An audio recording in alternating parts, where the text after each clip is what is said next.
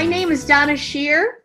I've had the good fortune to participate in Poetic License since its inception, which was last August. This is a monthly open mic series that celebrates original poetry, solo acoustic music, story, and spoken word performance. And I want to welcome all of you. I know a lot of your faces from Poetic License, and I know a lot of your faces from other walks of life. Special thanks to Andrew Richards for guiding us through this brand spanking new virtual format.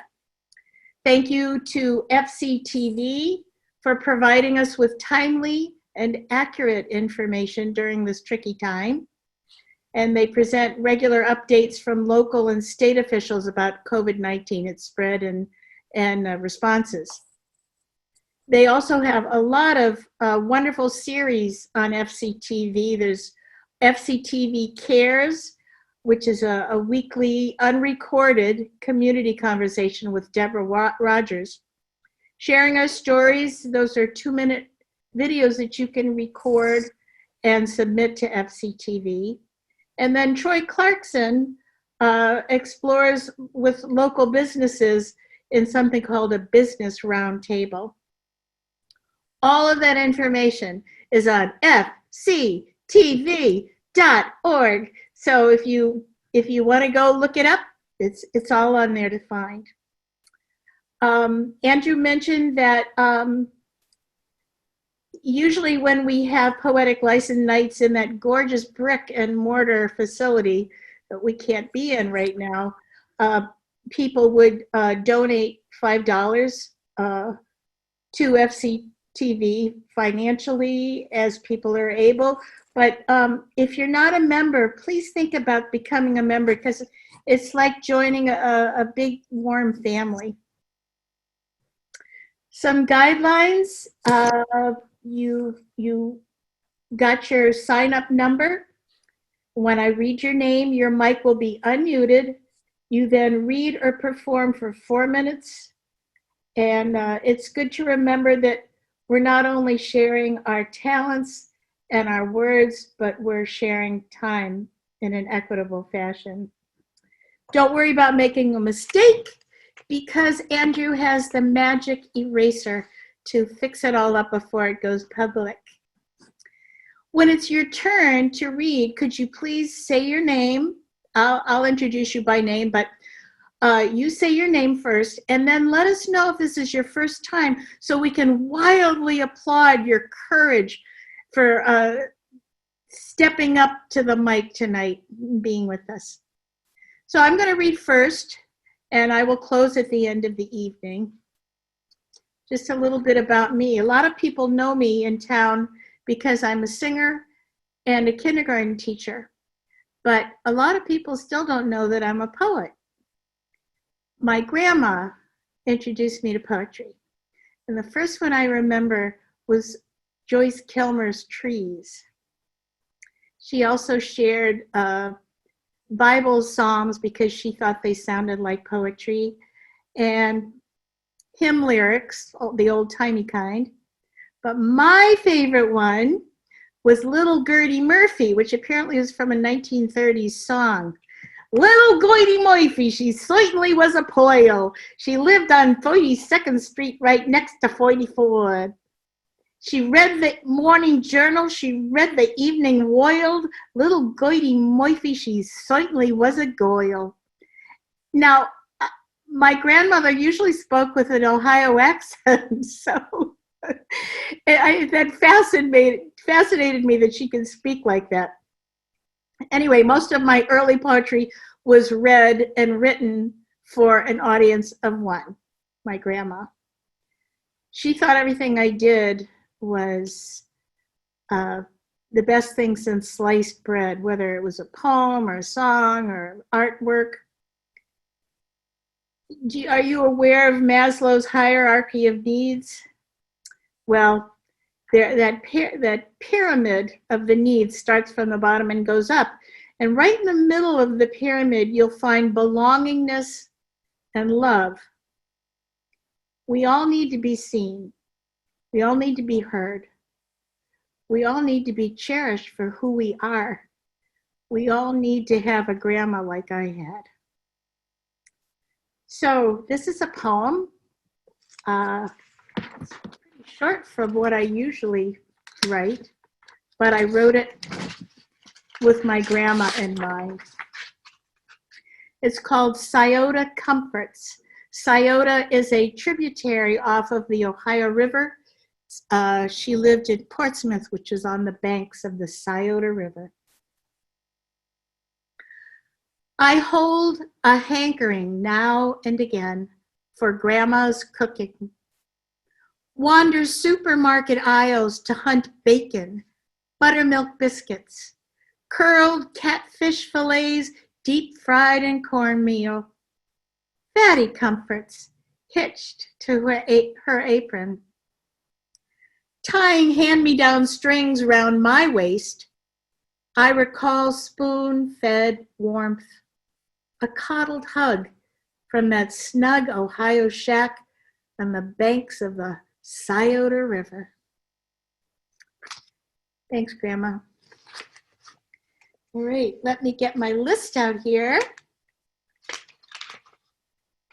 We have first up the wonderful, prolific, published poet and practically perfect in every way, Alice Kachemba, who's usually the host of this wonderful program. Hi, Alice. Hi, Donna, and it's great to see you and everyone.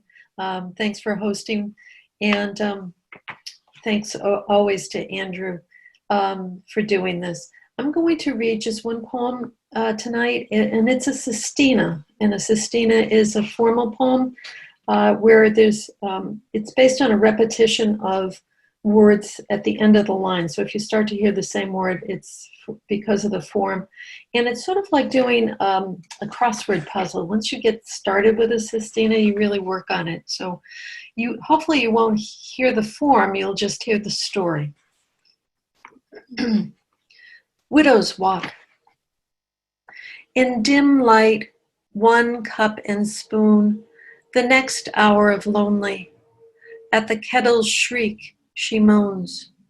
No comfort now in silence. She locks the back door, shuts out the weeping foghorn.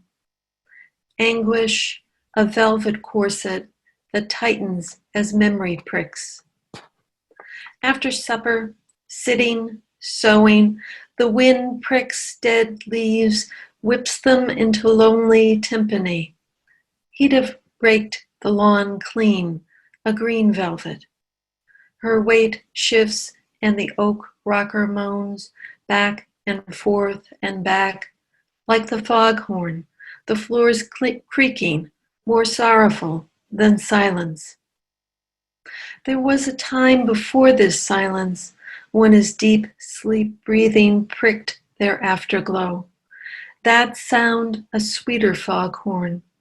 Memory stabs her now in that lonely place where desire moans, and below the liquid velvet. Dawn, that slick, misty velvet, its light a pearl gray silence, pierced by the mourning dove's moans.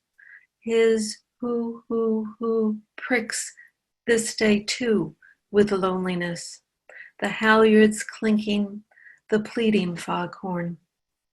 How he had loved that foghorn, a rhapsody of velvet that never made him lonely with its eerie silence.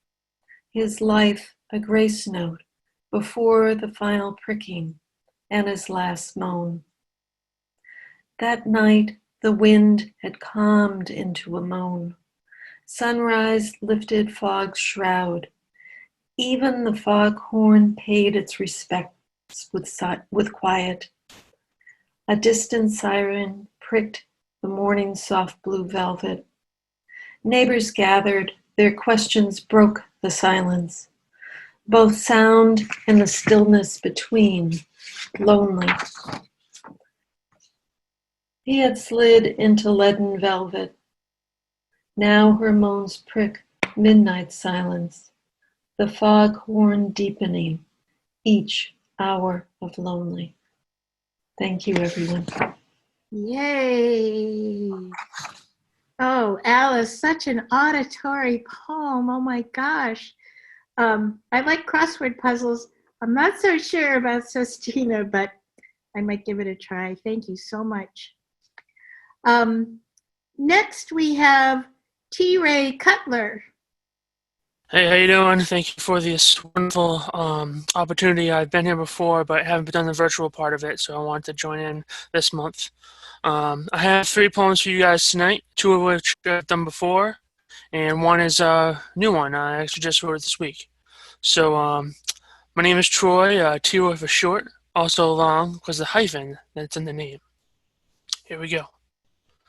This one is called the toll open mic. I've done it before, and you pay a free toll at an open mic, but it's a free toll at that. So here it goes. If you do not come to open mic, you must most likely not own a bike. Usually you get here by car, even if your residence is not that far. Poetry and musical acts we perform. Man, what a peep show. What a swarm. Mondays and Tuesdays, and now on Thursdays too. Hey Mom, can you find my left shoe? I do act out in these mini theater shows. What will my next poem be about? Will how it grows? My beloved poems I do explore. This is the end of the current one. Oh look, there's the door. Alright, this next one is a new one. I only have 4 minutes, so I gotta try to usually do them kind of slower, but you'll feel it. This one's called Passing Time. I like to see the bay, and I enjoy it every day. The people that walk by seems to always say hi. These few people I don't know, but our relationship should start to grow. Without a whisper the boats pass, the tall freighters, they have class. The sun overhead is gleaming and bright, while the night's moon is out of sight. It's midday now, got to go. What will come of tomorrow, we will never know. This last one, I used to live in Falmouth, so I live in an adjacent city now, right down the street. And I made this poem called Towning Around, so here it is for you now. As I walk down the street, I feel the concrete beneath my feet. As I walk around the town, I need not worry about my gown. I know I'm dressed to the nines, even when I have to pay my library fines. Please, do not give me any looks, for I've actually read many books. This time I'm writing for me. I want a place to be. Thank you. Thank you, T. Roy. And I'm so glad that you found your way back here, even though you're not living in Falmouth anymore. That's so wonderful. Let's see, your next performer is Shelby Ellen. Hello, is that work? Yes. Hello, everyone. This feels so welcoming. I decided not to be embarrassed. I'll read the I'll read the clean parts of my poem. This is after last week. I could listen all day to John Jackson's lyrics. They were sincere and witty, all without gimmicks. Susan Beth Crossan showed us an angel. If I came as a character, would that be too strange? Sorry, can't wait to learn what happened at the McDonald's store. Annie Hart's tale was cool. A reminder, less is more. Okay, rhyme. I have one poem called I've never written a love poem. I need a stone wall to forget you, a low wall, rough stones placed by hand in the old way. They stayed close, those stones, and I trusted them. They protected the maples on a hill near the beach where I made sandcastles. Love was dreamy and playful then. Glossy green leaves played with the wind. You brought me to your beach. You talked big, my sun prince, but the sand dunes kept shifting. No maples there, pitch pine, needles that prick. I can never forget you. Give me a green hill and some low stones to hold it. I need leaves again.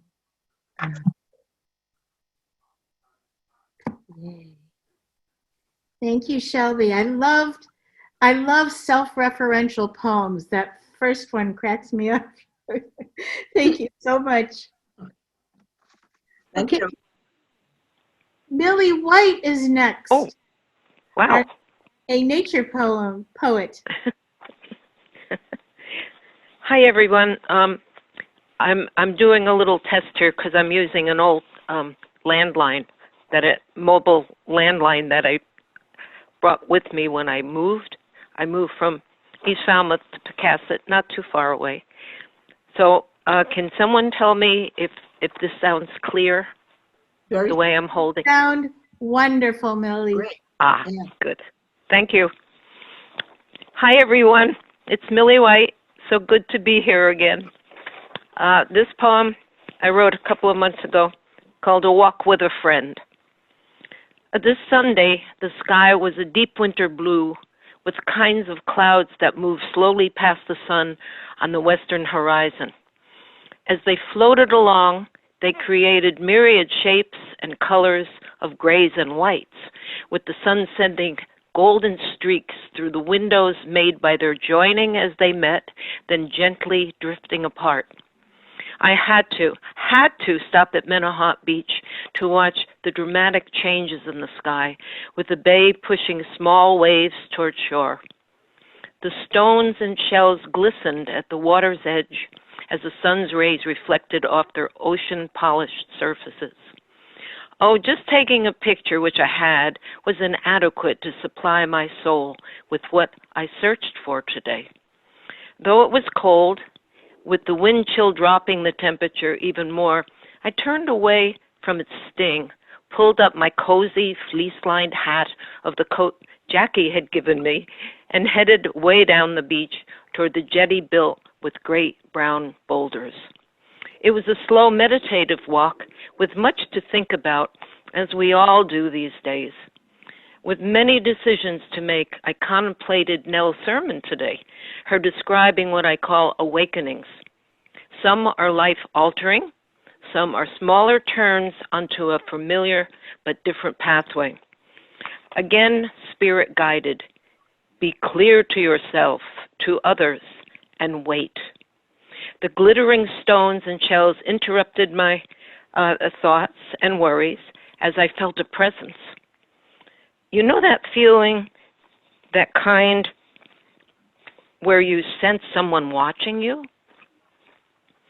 Looking up slowly, I saw him standing a little to the left of the end of the jetty, maybe 15 or 20 feet away, just waiting, watching me think. My laugh sounded gull-like at the back of my throat. The ring-billed gull moved closer and waited. I said, "Buddy, I have no food, but I'd enjoy your company," as I turned to return to my car 200 feet up the beach.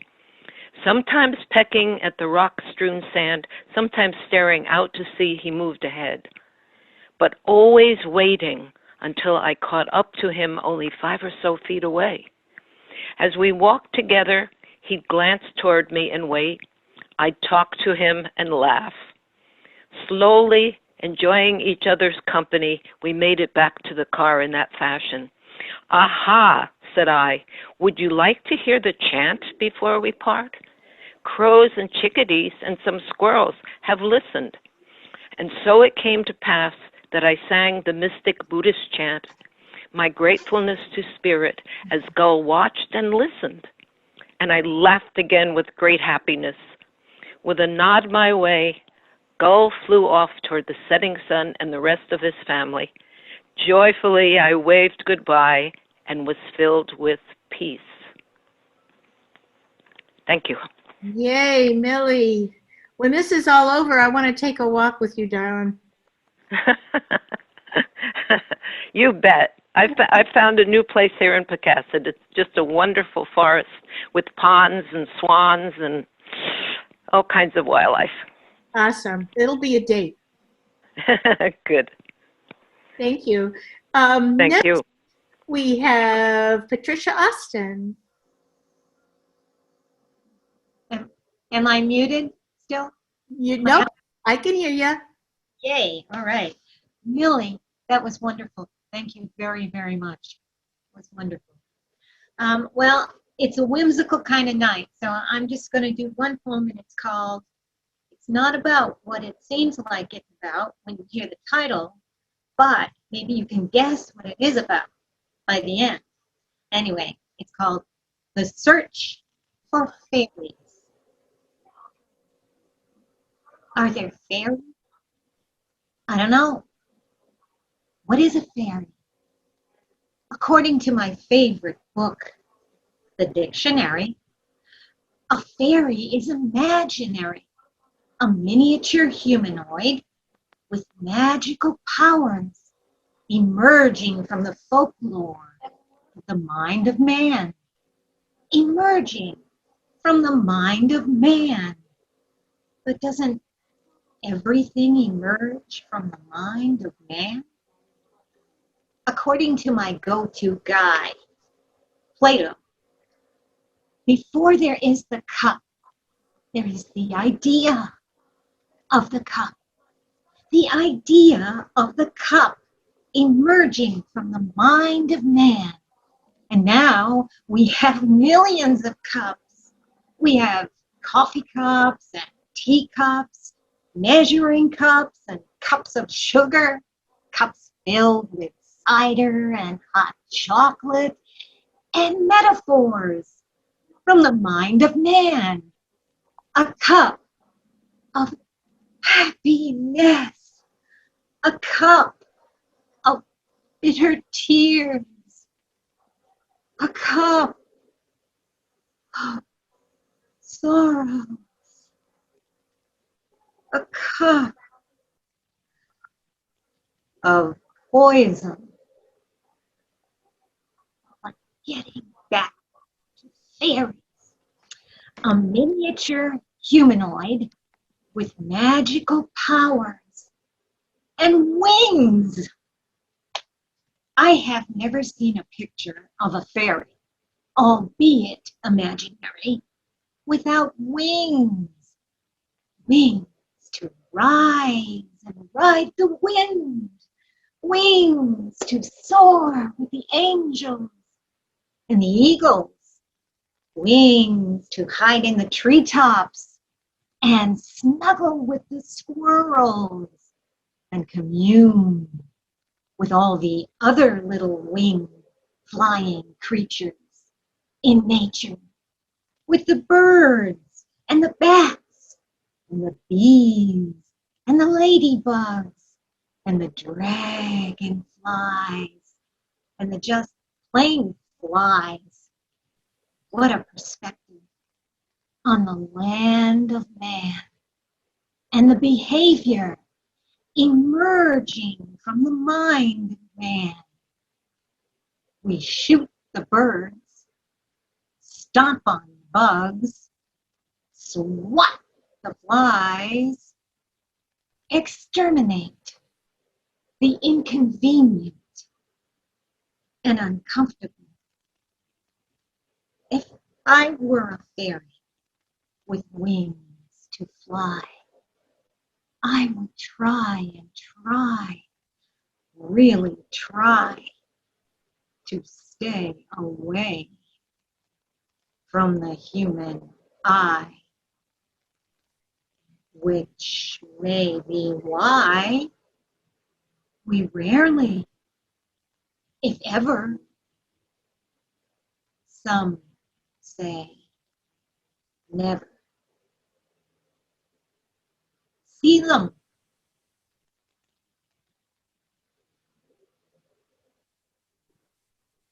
Thank you, Patricia. You're welcome.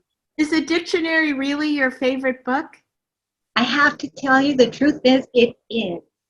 Well, yeah, you can find more stuff that is so mystical and magic in the dictionary because it's all about what's real. that was wonderful. Actually, close second is the thesaurus for me. Yeah, I'm with you. I'm in love with that book too. Thank you so much. You're welcome. Thank you. And now I'm wondering if John Jackson has limericks for us today. Oh, funny you should say. My favorite book, by the way, is The Rhyming Dictionary. Yeah. Oh, yeah, I like that one too. So, as you've said before, limericks is sort of my bag these days. Limericksofprotest.com is my blog. Escargot, I mean, what the hell? They taste great, but I'm not feeling too well. And when at long last my wife saw what had passed, she cried, John, take them out of the shell. Okay, now, over here. I do sort of speak in limerick as a form of sort of a verbal Tourette syndrome. That's how my thoughts come out. And I want to talk to you about what's been going on with me for a little bit over a week now. Background. I am here in Groton, Massachusetts because I have a job that requires me to be one town over from Groton, Massachusetts. My lovely wife and lovely mother-in-law are isolated in North Falmouth, where I wish I was.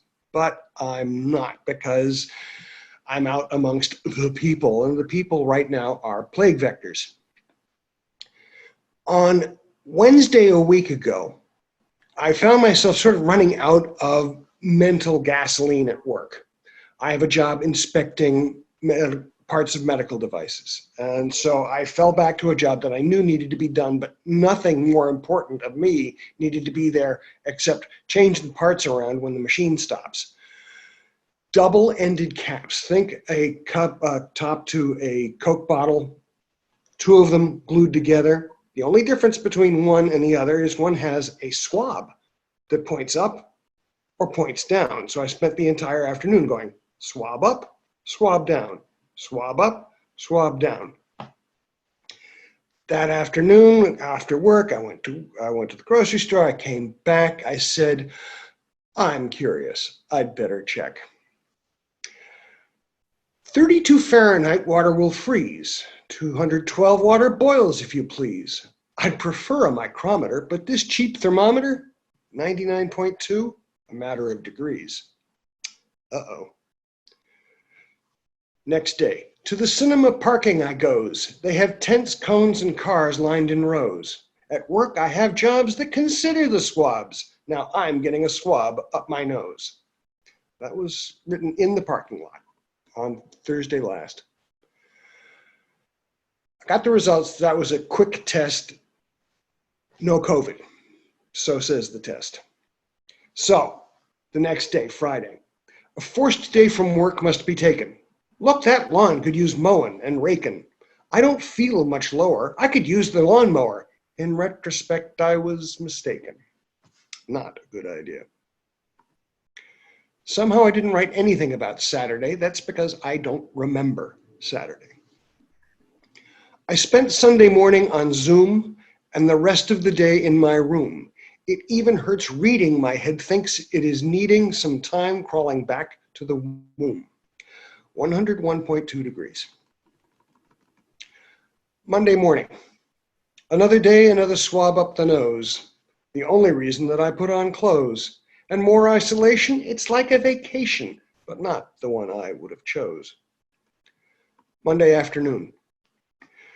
Waiting for results from the test, I should isolate, hydrate, and rest. And I would be lying if I deny the day lying in bed. That's what I currently do best. Tuesday morning. Second test results came pretty quick. No COVID found now, ain't that slick? With COVID ruled out, I still won't go out. Whatever it is, I'm still sick. COVID tests, notoriously abbots, have unsettling habits. Too many false negative to be usefully predicative. It's pregnancy test without rabbits. I gotta tell you, that's not the best thing I've ever written, but I was sick. My body says something's not right. Fever, headaches, pains, days and nights. 2 tests say it's not COVID that I've got. I'm still sick. I want bragging rights. That, Found acetaminophen. Great. My fevers and aches to abate. By my wife, I was told, keep away if they're old. 7 years past expiration date. It's okay. Still have ibuprofen. Now, on to this morning. Something changed last night, and I woke up feeling almost human. Feeling better today, thanks for asking. For me, please, some things to keep practicing. Keep your hands clean, keep social distance between, and a pox on the fools who aren't masking. Thank you. yay. I've heard a lot of COVID poetry, but that's the first one that's made me laugh. So, Yeah. are Well, I have to assume the worst. you feeling better? I'm feeling better. Today I had a very slight fever in the middle of the afternoon, so I can't start the clock on when I can go back to work yet, but fingers crossed. I think we can all relate. I mean, Yeah.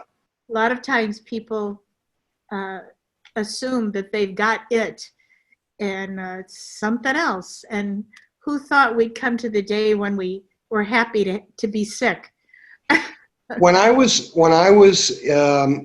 waiting in line for the second test at an urgent care place, the person 2 parking spaces over was being tested not for COVID, but for mono.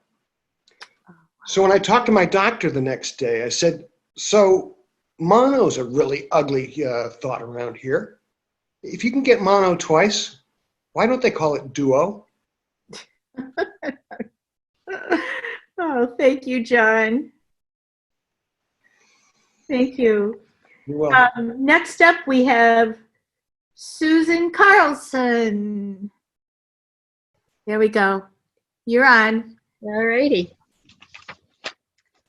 Well, the title of my first poem is Thermal Lift, but it's not any reference to any fevers or anything.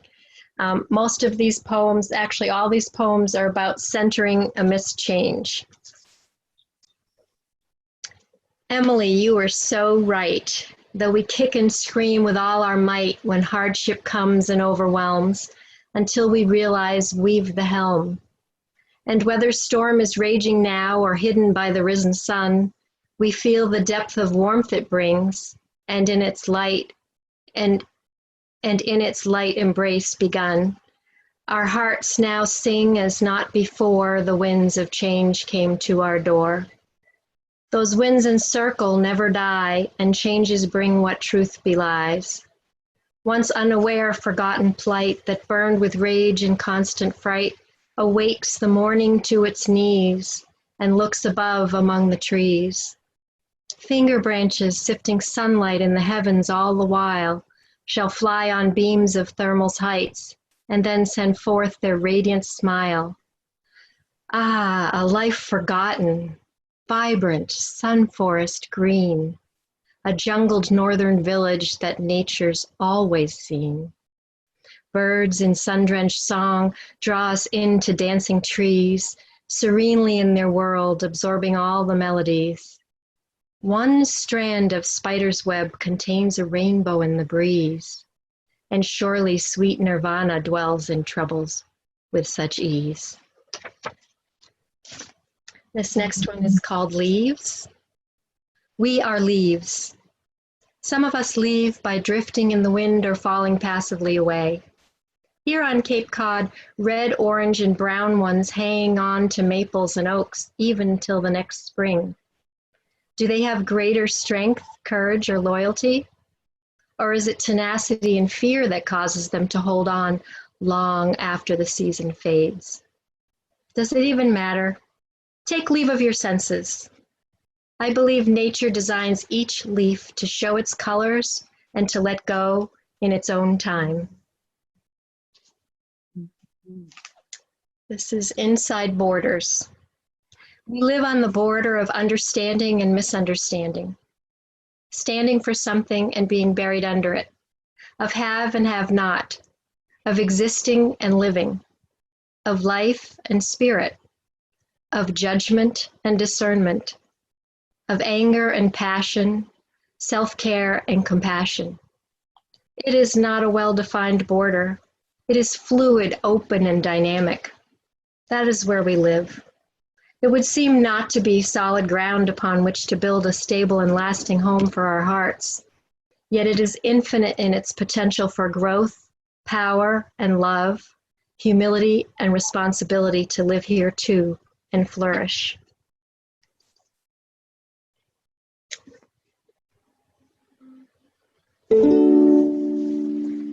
Every heart plays its own song here under the sun. It's a drum deep within that connects us as one. Every heart plays its own song here under the sun. It's a drum deep within that connects us as one. Thank you. Yay, thank you. Susan, that was a surprise. That was a lovely surprise. Okay. Thank you. I loved your image about the rainbow and the spider web. That was my favorite line in that poem. You have kaleidoscope eyes, I think. Thank you so much. Thanks. Our next friend is Jerry Lazos. Welcome, Jerry. There we go. There you go. I'm on. Thank you so much. I'm Jerry Lazos. I'm a first-time participant, but I have enjoyed your poems on virtually every poetry night. I'm a volunteer community producer for FCTV and a retired teacher who had the privilege of working with American Indian students. And so I put together something about some Colorado students that taught me so much, and it's called Hybrids. Survival of the fittest is nature's way. Evolution, said Darwin, is always in play. Adaptation and change is a must to survive. Characteristics passed down keeps the species alive. Mutation seems strange, outside of the norm. Generational progress, the need to transform.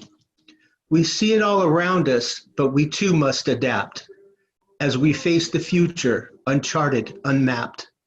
Hybrid, it's the natural order. Hybrid, slam poet, skateboarder. Hybrid, next generation. Hybrid, all over the nation. We are warriors, survivors of a traumatic past. Through heartache and setback, we remain steadfast. We are here, and always will be. As hybrids, each one with earth memory.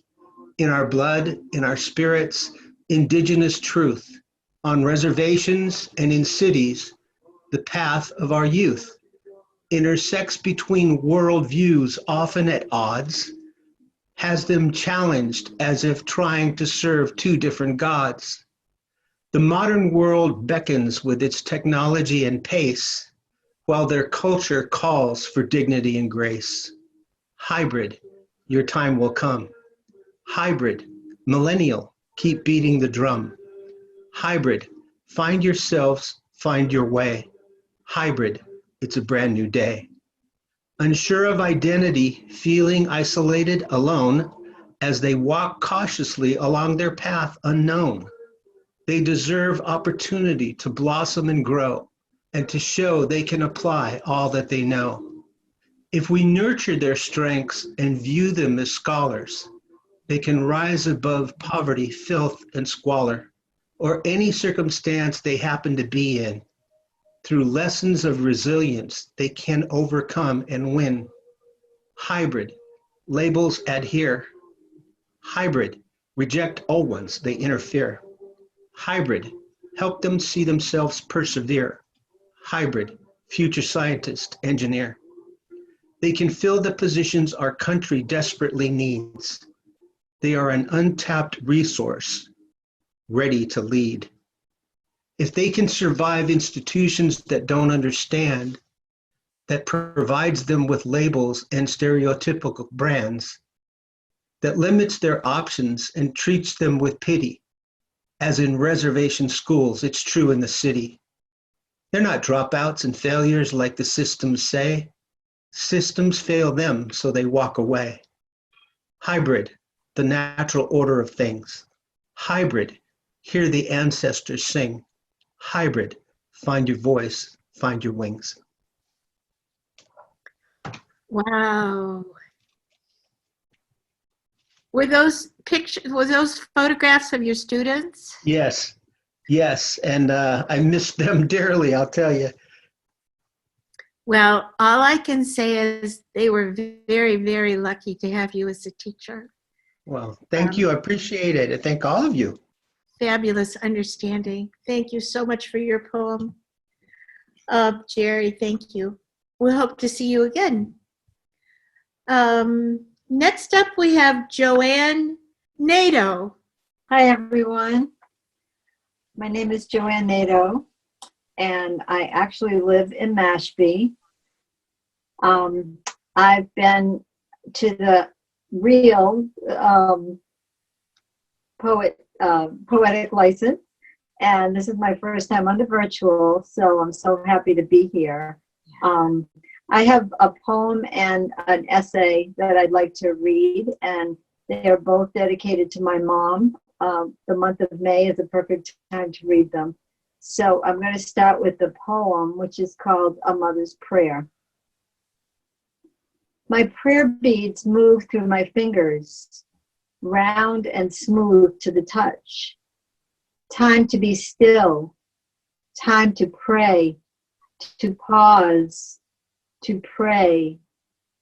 19 amber beads in my hand. I remember being 19, watching my mother sitting by her bed, her rosary in her hands, watching as she whispered, Hail Mary. My mother, so full of grace, full of faith. We fought often about faith, about choices, about love. I still see her in my mind as my beads move through my fingers. Are we so different?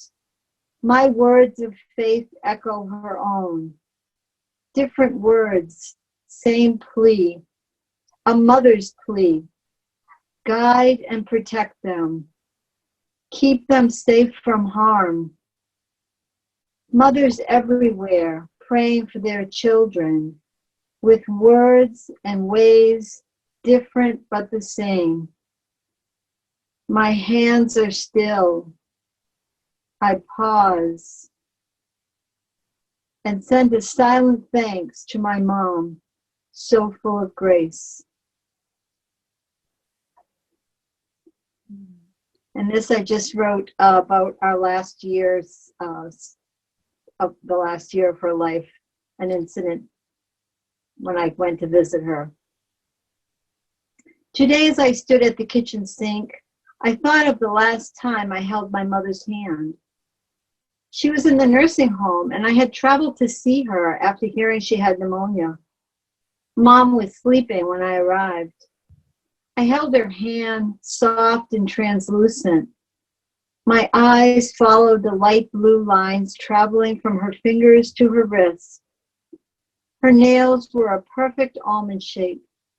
There was no polish on her nails that day, and I thought back to the times as a child when I would sit near her after the dinner dishes were cleared and watched as she polished her nails.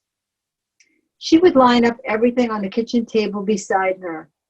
White cotton balls arranged in a pile, a nail file, a bottle of nail polish remover, and finally, a tiny bottle of polish, selected for this Saturday evening from her collection of brightly colored bottles sitting on her bureau. What a feeling of joy when I turned 9 years old and was finally old enough to help with this weekly ritual. I would hold one of Mom's hands and dip the cotton ball into the pungent liquid. Then I would slowly and carefully wipe each fingernail, watching each nail go from red or pink to clear, while the stack of wet cotton balls piled up beside me. My mom would then slowly brush on the new color, gently blowing on her nails to help them dry more quickly. After all, the Howdy Doody show was ending, and there were 3 little ones to get to bed. A few summers ago, my twin 7-year-old grandchildren sat on the patio at my mom's nursing home. They were in Massachusetts for their yearly visit with their mom and auntie, my daughters, from across the country. On the way to the nursing home, my daughter suggested that we stop for snacks. She came out of the store with snacks and also coloring books and polish for Grandma's nails. She too wanted to take part in this ritual she remembered watching as a child at Grandma's house. As we sat on the patio in the summer heat, the twins asked if they could help with Grandma's nails. Each child held a hand, wiping off the old polish, one fingernail at a time, as my daughters, my mom, and I talked and laughed the warm summer day away.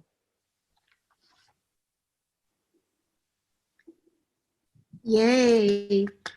Thank you so much, Joanne. What lovely tributes to your mom. I feel badly for people who can't write poetry about the ones they love, you know? Yeah. It was awesome. Thank you. Annie Hart Cool. We're giving it another try. I can't wait. While she's being unmuted, I just have to tell you, last time when she suddenly stopped at the end, at the denouement of her story, as soon as Poetic License was over, I ran to the phone and called her up and said, I can't wait. I have to know how it ended. That didn't happen last week, so I know you've all been wondering how it ended. My story comes from, it's a family story, Out of the Mouths of Babes, essentially. This story now is about a 3-year-old who is now in her 20s. And as you can imagine, quite embarrassed that this story gets told at every family gathering. So I am the crazy aunt. I am the aunt who would gather all the cousins and they would stay here. And we would do crazy things. And one of the things we did was we would get up early on a summer day, really early, because kids do, by the way, and we would crowd into my SUV in our pajamas and go to Goodwill Park and swim in our pajamas. It was just a crazy thing, 6 a.m., nobody else was there, and the kids thought it was sort of naughty, which made me a hero. And we'd swim, and before we got back into the car, I would take off their wet clothes and throw them into a old sweatshirt of my husband's and put them in their car seats, and we'd go to McDonald's, which is another no-no because these kids weren't allowed to have McDonald's. So I'd order those pancake breakfasts in the drive-through window. So I'm ordering this breakfast, and behind me, I see the window go down. And I see little Elizabeth's face poke out her window, and in my rear view, she says, Auntie Annie, I've got sand in my wee-wee. I can hear the people in McDonald's giggling. I say, oh, Elizabeth, let me just finish this up and I'll talk to you in a minute. And the window goes up. So I'm driving to where I pay for my breakfast for the kids. There's 5 kids in my car. And I'm telling them, I had just gotten back from a trip to Paris, and I was telling them how oui, oui means yes, yes in French. And so they're all astounded by that because they can't make the correlation. And I'm paying for my food, and the window comes down again, very slowly, and the little face is in my rear view. And she says, Auntie Annie, I have sand in my yes, yes. Now, everybody in McDonald's is coming to look at this child. And I'm thinking, don't feed that fuel. Like, don't throw gas on that, because she's an actress. Don't know where she gets it. Anyway, and I said, don't worry, we'll get home and take care of this. So we go home. Days later, her dad, my favorite brother, oops, I hope my other brothers aren't watching, calls me and says, Annie, we need to talk. And I said, what's that? He goes, just had bath time, and I understand it's now a yes, yes. Oops. That's my story. Yay! Even though I knew how it ended, it still makes me laugh. But you called the next day and said, please tell me how it ends. Yes, yes. Yes, yes. Oh, that's awesome. Thank you, Annie. I'm so glad we didn't have to say goodbye before it was time today.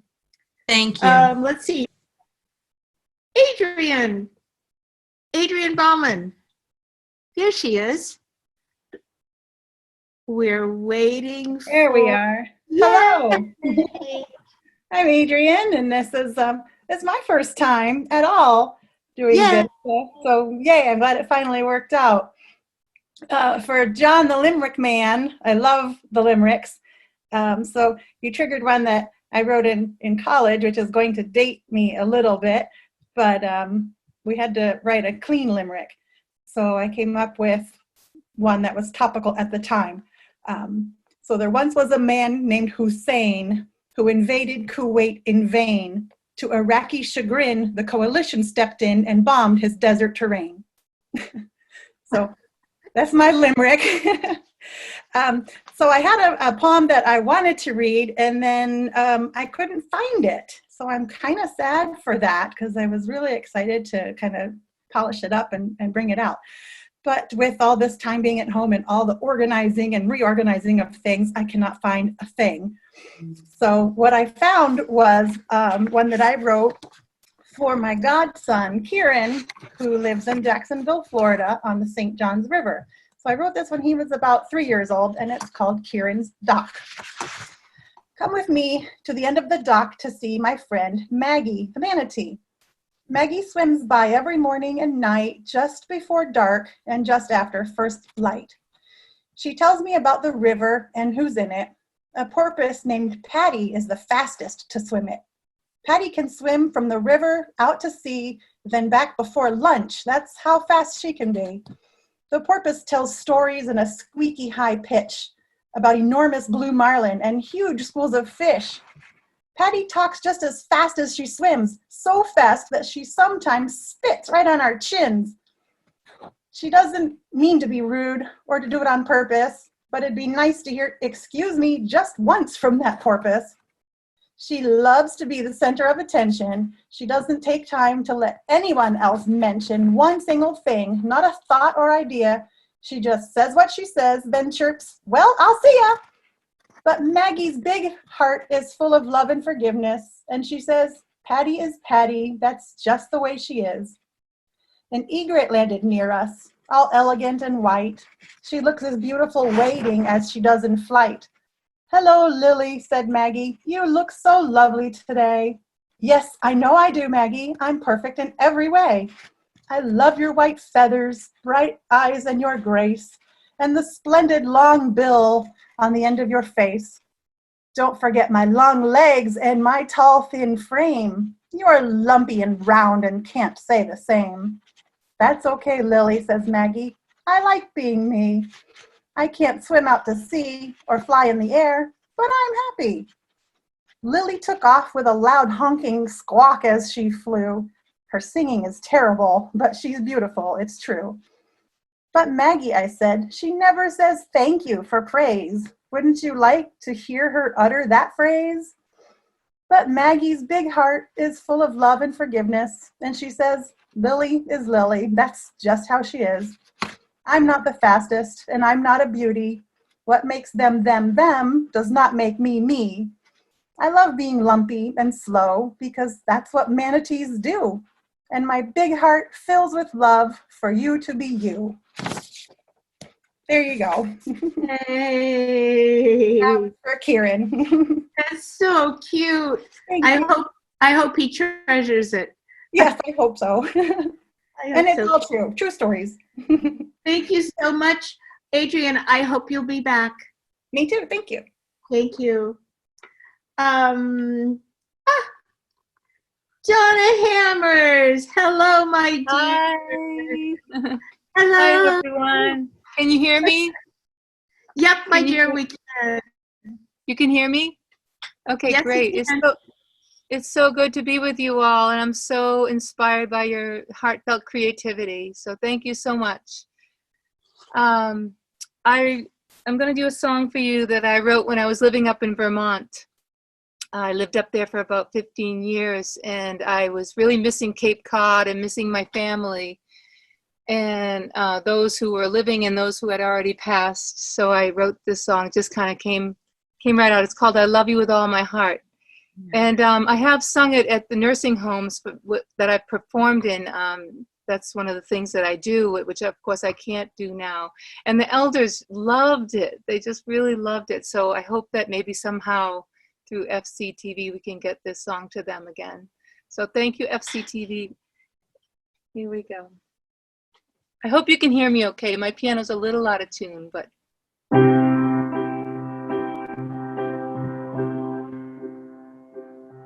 Your pictures hang upon the wall. Should I write or should I call? Oh, I hate to be so far away from you. Day by day the years fly by. I wish that I was in your life, but there's so much more that we can say and do. I love you with all my heart. Why are we so far apart? I think of you every day and night. Oh, I love you with all my heart.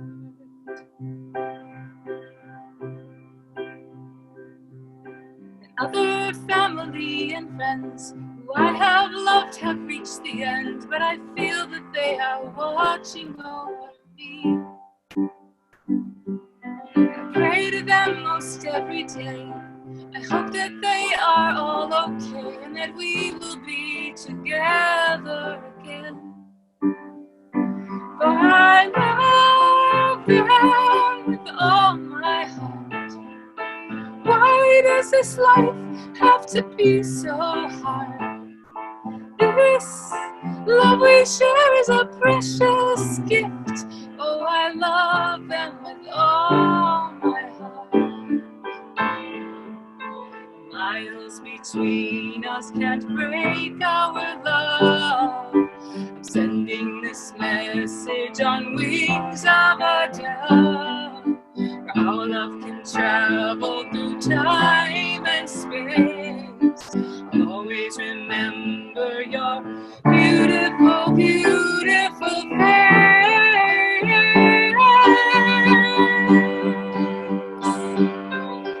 I love you with all my heart. Our fate is in the stars.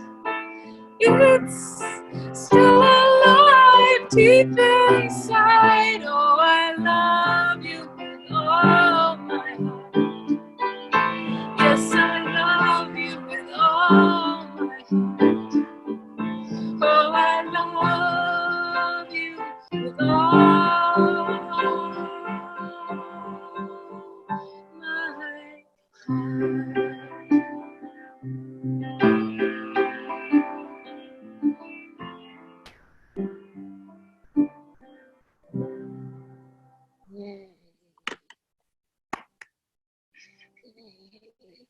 Thank you, Donna. So beautiful. I don't know if I've heard that one before. Yeah, it's Donna, very new. You are my sister from another mother. Musically Oh, we are speaking. definitely sisters. I love We have so much in common. It's incredible. Not to mention the name. Not to mention the name.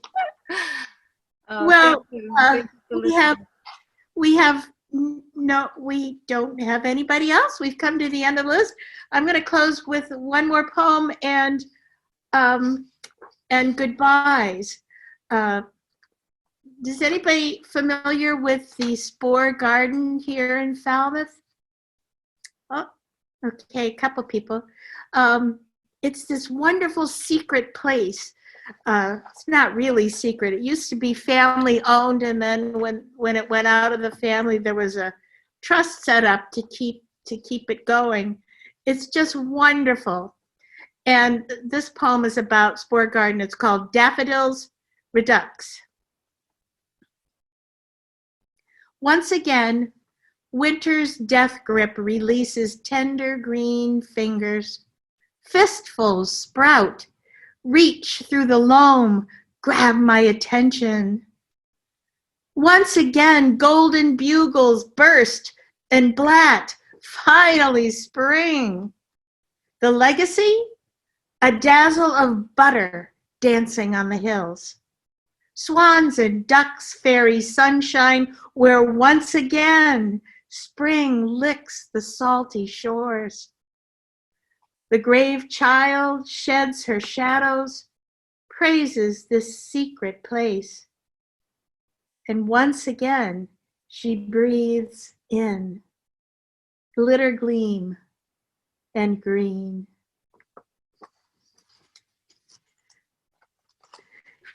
Yay! Yay! Yay! Everybody! This felt more like a party. This felt like a party to me tonight. Yeah. Thank you. Yes. You all. And everything sounds so wonderful. Oh, boy. It was all great. Everybody has a voice. It's so great. Yes. And John, I hope you Oh, my found that. goodness.